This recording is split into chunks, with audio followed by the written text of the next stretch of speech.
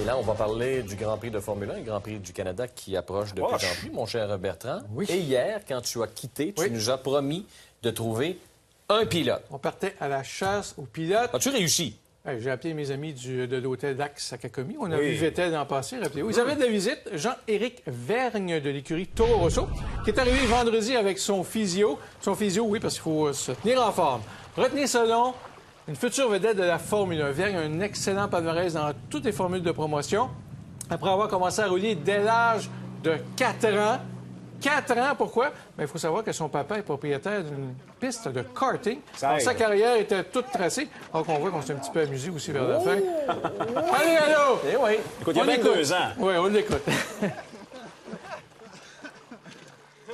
Je me suis jamais posé la question sur ce que je voulais faire plus tard dans ma vie. Dès que j'étais petit, je savais qu'un jour je voulais être pilote de F1 et ça n'a pas été facile, mais bon, ça m'a sûrement aidé un peu d'avoir une piste de kart. Le jour où j'ai eu le contrat Red Bull, c'est là où je me suis dit que j'avais vraiment mes chances d'arriver en F1. Donc j'avais 17 ans. Et à partir de là, j'ai arrêté mes études, je suis parti vivre en Angleterre. Et là, par contre, je me suis mis à 100% dans le sport auto et tout consacré dans ma vie pour arriver en F1. Toro Rosso, c'est l'écurie satellite de Red Bull. C'est une écurie de développement. Et pour Vergne, c'est une audition pour éventuellement avoir un volant de qualité chez Red Bull. On attend énormément des deux pilotes, donc c'est-à-dire Daniel Ricciardo et moi-même, puisqu'on peut avoir dans un futur proche un gros rôle à endosser.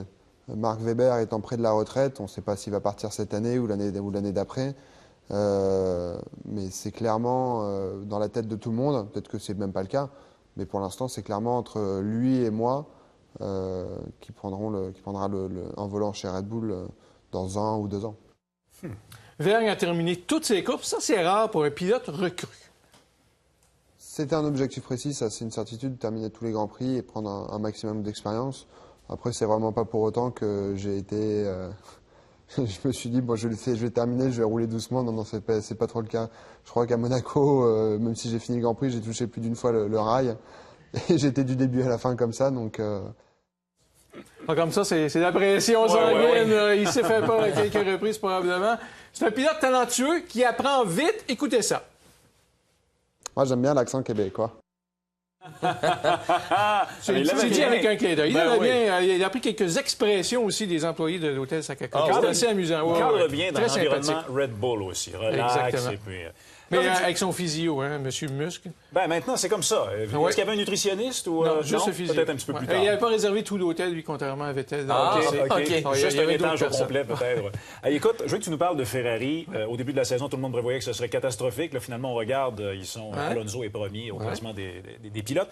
C'est une écurie qui est très populaire du côté de Montréal. On peut s'attendre à quoi en fin de semaine pour Ferrari? Je pense que ça va être une étape importante. Pourquoi en début de saison, la Ferrari a montré des faiblesses à 2 niveaux? La motricité, ça c'est l'accélération en sortie de virage.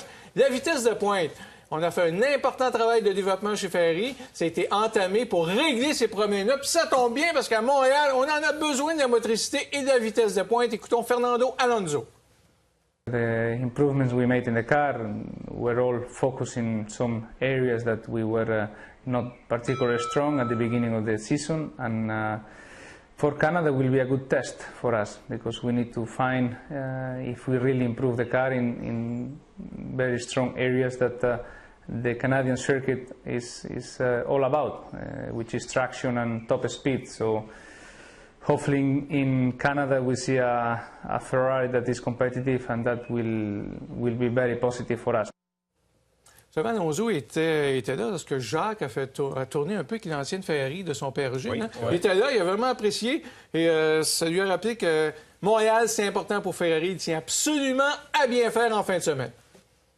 And now we arrive in Canada where the circuit name is for Gilles and all the Canadian people, we know that there are a lot of Ferrari supporters, so we want to do well in Canada. Also to give this hopefully good result to all the Gilles fans and all the Ferrari fans in Canada.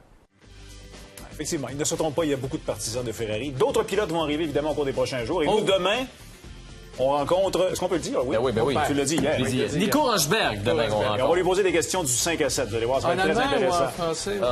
Je pense que je vais y aller en allemand. Okay, c'est bon. Ça s'apprend une nuit, ça, j'imagine. Merci beaucoup, Bertrand. On se reparle certainement cette semaine.